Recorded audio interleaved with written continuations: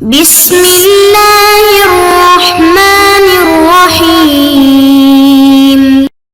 بسم اللہ الرحمن الرحیم الحمد للہ رب العالمین وصلی اللہ علی نبینا محمد وآلہ الطاہرین وصحبہ المنتجبین اللہم صلی علی محمد وآل محمد۔ عزیز طلباء کرام، السلام علیکم ورحمۃ اللہ۔ آج کے سبق میں ہم اطلاق کی دلالت کے حوالے سے گفتگو کریں گے۔ سب سے پہلے اطلاق کے مفہوم پر روشنی ڈالیں گے، بتائیں گے اطلاق سے مراد کیا ہے اور اس کا لغوی معنی کیا ہے، اس کا اصطلاحی معنی کیا ہے، مثالیں دیں گے اور بتائیں گے کہ اطلاق کی دلالت کس چیز پر ہوتی ہے۔ تو چلتے ہیں سبق کی جانب۔ سب سے پہلے قراءت متن کرتے ہیں۔ الاطلاق وتوضیحہ ان الشخص اذا اراد ان یأمر ولده باکرام جارہ المسلم فلا یکتفی عادتا بقوله اکرم الجار بل يقول أكرم الجار المسلم. وأما إذا كان يريد من ولده أن يكرم جاره مهما كان دينه فيقول أكرم الجار ويطلق كلمة الجار أي لا يقيدها بوصف خاص، ويفهم من قوله عندئذ أن الأمر لا يختص بالجار المسلم بل يشمل الجار الكافر أيضا، وهذا الشمول نفهمه نتيجة لذكر كلمة الجار مجردة عن القيد، ويسمى هذا بالإطلاق، ويسمى اللفظ في هذه الحالة مطلقا، وعلى هذا الأساس يعتبر تجرد الكلمة من القيد اللفظي في الكلام دليلا على شمول الحكم. ومثال ذلك من النص الشرعي قوله تعالى وأحل الله البيع، فقد جاءت كلمة البيع هنا مجردة عن أي قيد في الكلام، فيدل هذا الإطلاق على شمول الحكم بالحلية لجميع أنواع البيع۔ یہ تو عبارت تھی جو ہم نے قرأت کر لی۔ آئیے چلتے ہیں اہم نکات کی جانب۔ جیسے کہ ابتدا میں عرض ہوا کہ ہماری بحث اطلاق کے حوالے سے ہے، تو آئیے چند مثالیں پہلے دیکھ لیتے ہیں۔ سب سے پہلے مثال یہ ہے کہ آپ کے گھر میں ایک مہمان آتا ہے، وہ یہ کہتا ہے کہ پانی لے آؤ، اور اس میں کوئی شرط نہیں لگاتا۔ ایک مرتبہ وہ یہ کہتا ہے کہ میٹھا پانی لے آؤ۔ پہلی صورت میں اگر آپ عام پانی لے آتے ہیں، عام پانی، سادہ پانی لے آتے ہیں، تو اس صورت میں بھی کافی ہے۔ لیکن دوسری صورت میں جب وہ کہتا ہے کہ میٹھا پانی لے آؤ، یعنی شربت لے آؤ، یعنی اس کو شربت کی ضرورت ہے، عام پانی، سادہ پانی سے کام نہیں چلے گا، تو اب اس نے اس کو کیا کیا ہے، ایک خاص صفت لگا دی ہے۔ پہلے کو ہم کہیں گے یہ مطلق ہے، یعنی کوئی بھی پانی ہو چل جائے گا۔ جب وہ کہتا ہے نا پانی لے آؤ، اگر آپ شربت بھی لے جائیں گے تو یہ پانی ہے، اگر آپ سادہ پانی لے جائیں گے تب بھی پانی ہے۔ لیکن دوسرے میں کیا ہے، قید ہے، یعنی ایک اضافی صفت ہے، اس کو ہم مقید کہیں گے، یعنی اس کے اندر ایک قید لگی ہوئی ہے کہ یہ پانی میٹھا ہونا چاہیے، اس کے اندر چینی وغیرہ ڈالی ہونی چاہیے، اس کے اندر روح افزا ہونا چاہیے، اس کے اندر لیمو ہونا چاہیے، یہ ساری چیزیں ہونی چاہیے، تو اس کو ہم کہتے ہیں میٹھا پانی۔ لہذا پہلا مطلق ہے، دوسرا مقید ہے۔ اب یہ مثال دیکھیے کہ ایک شخص کہتا ہے کہ عالم کی قدر کرو، عالم کی قدر کرو۔ یہاں پہ کوئی بھی عالم ہو اس کو شامل ہے، کسی بھی فیلڈ سے ہو، کسی بھی تخصص سے، اس کا تخصص جو بھی ہو، فقیہ ہو، اصولی ہو، مثلا مفسر ہو، فیلسوف ہو، دینی اعتبار سے عالم ہو، دنیاوی اعتبار سے عالم ہو۔ پرانے زمانے میں مثلا علم الانصاب ہوتا تھا، ماہر انصاب ہو، ماہر تاریخ ہو، کوئی بھی عالم ہو اس کی قدر کرو۔ لیکن ایک مرتبہ وہ کہتا ہے کہ متقی عالم کی قدر کرو، متقی جو پرہیزگار ہے، جس کو اللہ تعالیٰ کا خوف ہے، جس کا کردار صاف ہے، اس کی قدر کرو۔ تو یہاں پہ کیا ہے، قید آ گئی ہے، ایک اضافی صفت آ گئی ہے۔ یہ کیا ہے، مطلق ہے، اس کے اندر اطلاق ہے، اس کے اندر کوئی قید نہیں ہے۔ لہذا یہ مطلق ہے اور دوسرا مقید ہے۔ اب آگے چل کے عربی کی مثالیں دیکھتے ہیں۔ عربی میں مثلا ایک مرتبہ ایک باپ اپنے بیٹے سے کہتا ہے اکرم الجار، ایک مرتبہ کہتا ہے اکرم الجار المسلمہ، یعنی پہلی بار کہتا ہے کہ تم ہمسائے کا احترام کرو، ہمسائے کی عزت کرو۔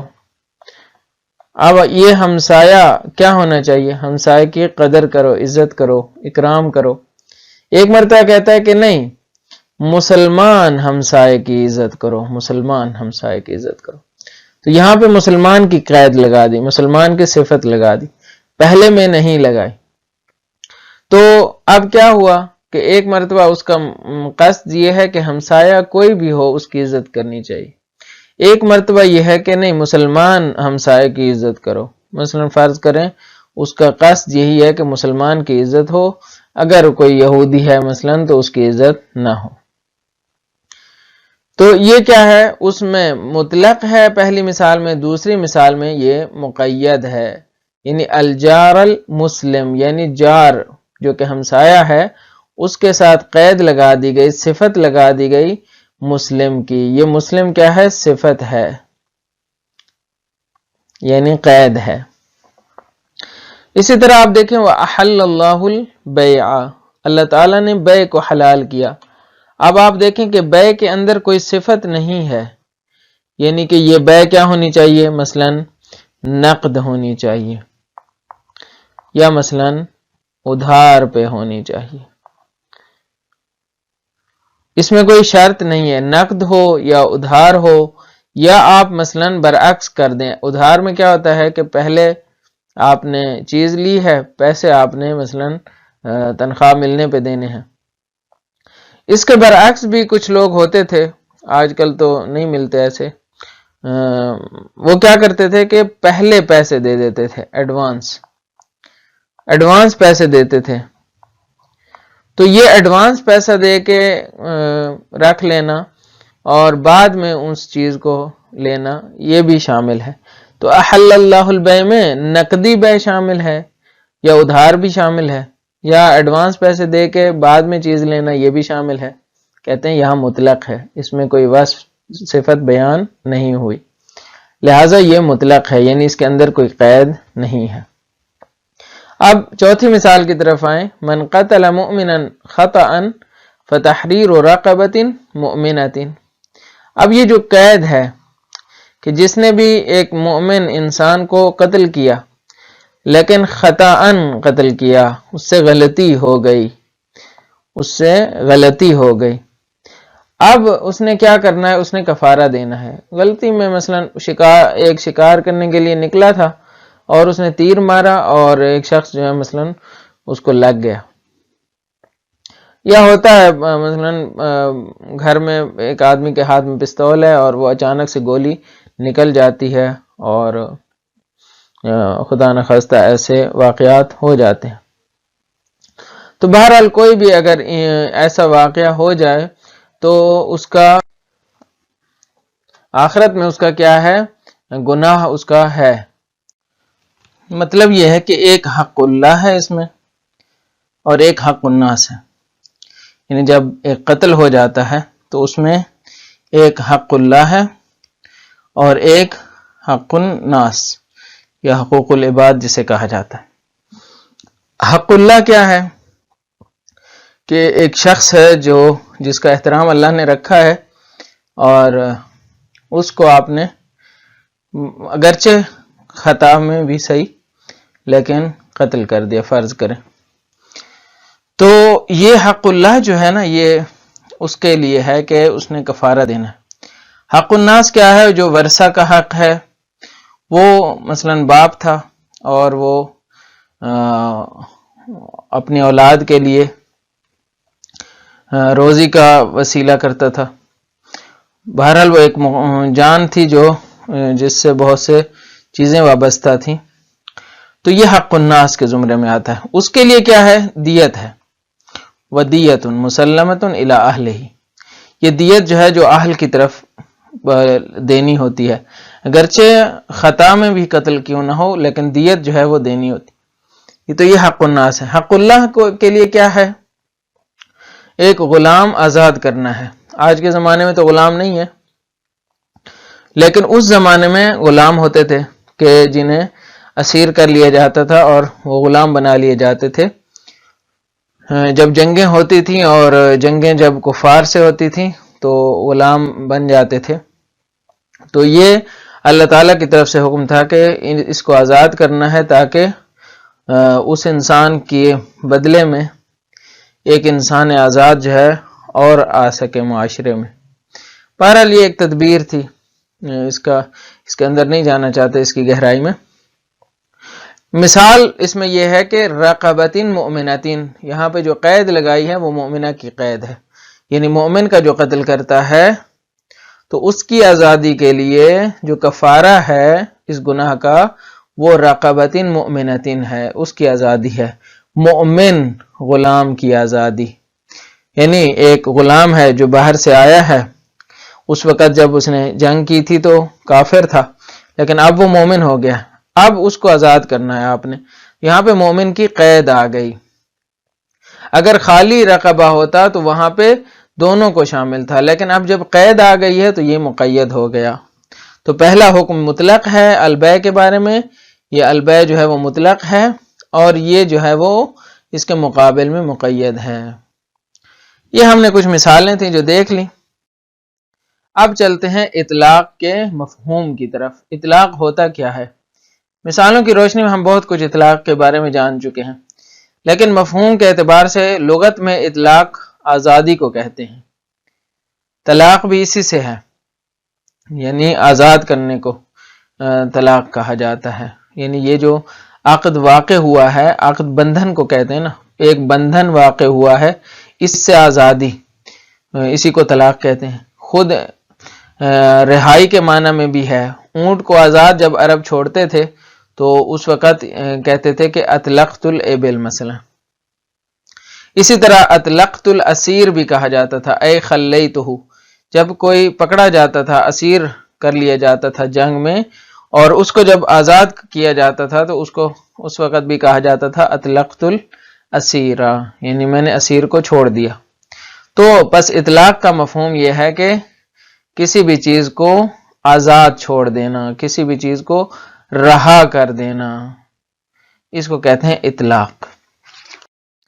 اب اصطلاح میں اس سے کیا مراد ہے؟ اطلاق سے کیا مراد ہے جب ہم اصطلاح میں کہتے ہیں کہ اطلاق کی دلالت اس چیز پر ہے؟ علم اصول میں اطلاق سے کیا مراد ہے؟ کہتے ہیں الفاظ کو کسی خاص صفت سے مقید نہ کرنا۔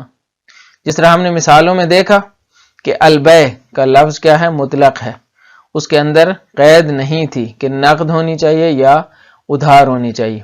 اسی طرح ہم نے دوسری مثال میں دیکھا رقبتن مؤمنتن، یہ قید ہے، مؤمنتن قید ایمان ہے، مؤمنتن۔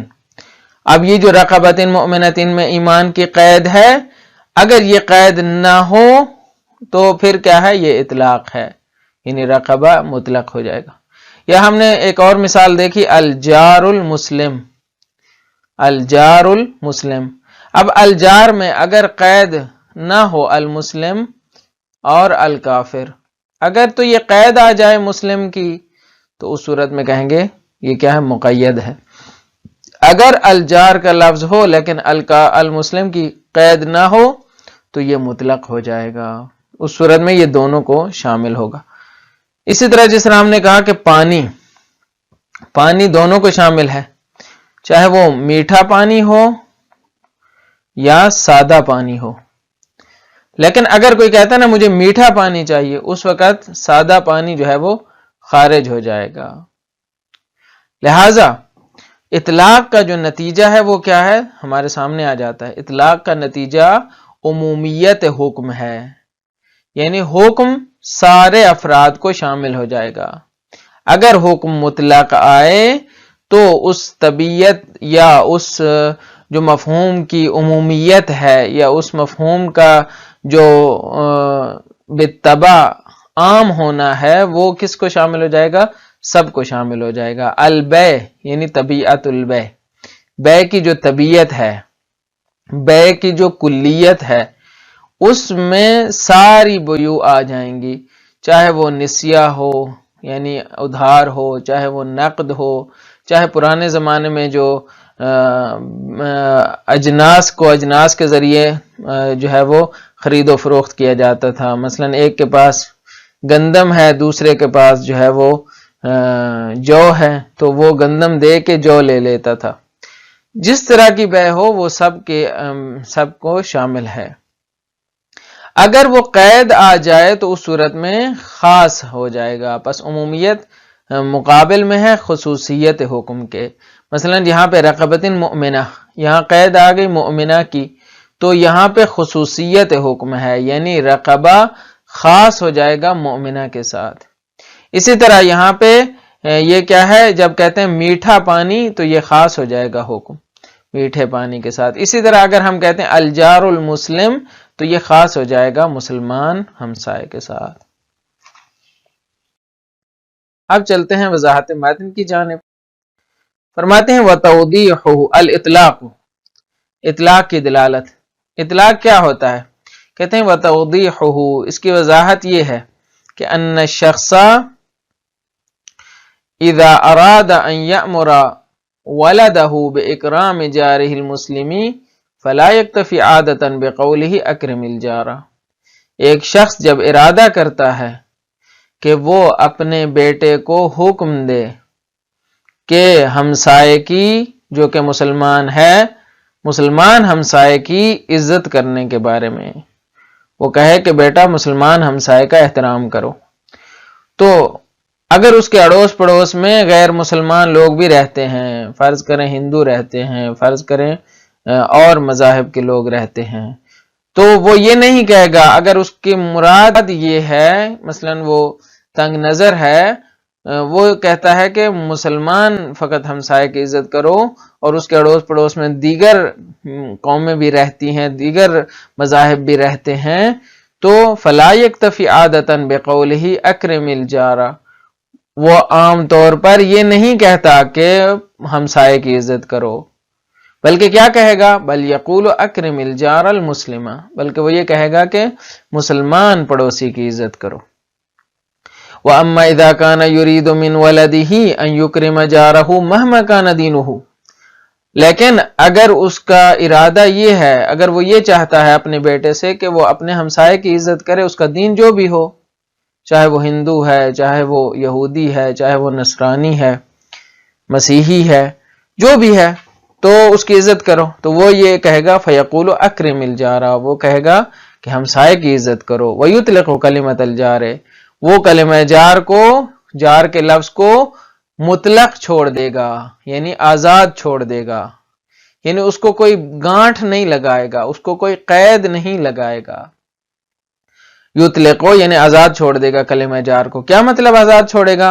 اے لا یقیدھا بوصف خاص، اس کو قید نہیں لگائے گا کسی خاص صفت کے ساتھ۔ وَيُفْهَمُ مِنْ قَوْلِهِ عِنْدَئِذٍ أَنَّ الْأَمْرَ لَا يَخْتَصُّ بِالْجَارِ الْمُسْلِمِ، اس وقت اس کے اس قول سے یہ سمجھا جائے گا کہ یہ جو امر ہے، یہ جو دستور اس نے اپنے بیٹے کو دیا ہے، یہ مسلمان پڑوسی کے ساتھ خاص نہیں ہے، بل يشمل الجار الكافر ايضا، بلکہ کافر ہمسائے کو بھی شامل ہے۔ وهذا الشمول نفهمه نتیجة لذکر کلمۃ الجار مجردة عن القید، اور اس شمول کو ہم سمجھتے ہیں اس چیز کے نتیجے میں کہ اس نے جار کا جو لفظ استعمال کیا ہے وہ قید سے خالی ہے، کیونکہ جار کا لفظ قید سے خالی ہے اور اس میں مسلمان کی قید شامل نہیں ہے، تو ہم اس سے شمول کو سمجھتے ہیں، یعنی عموم کو سمجھتے ہیں، اس میں ہم اس کے دائرے کی وسعت کو سمجھتے ہیں کہ وہ سب قسم کے مذاہب کو شامل ہے، کیونکہ اس نے مسلمان کی قید نہیں لگائی۔ وَيُسَمَّ هَذَا بِالْإِطْلَاقِ، اسی کو اطلاق کہا جاتا ہے، اسی کو اطلاق کا نام دیا جاتا ہے۔ وَيُسَمَّ اللَّفْظُ فِي هَذِهِ الْحَالَةِ مُطْلَقًا، اور لفظ کو اس حالت میں مطلق کہا جاتا ہے، جیسے احل اللہ البیع میں البیع کو کیا کہا جائے گا؟ مطلق کہا جائے گا۔ وعلى هذا الأساس يعتبر تجرد الكلمة من القيد اللفظي في الكلام دلیلا على شمول الحکم.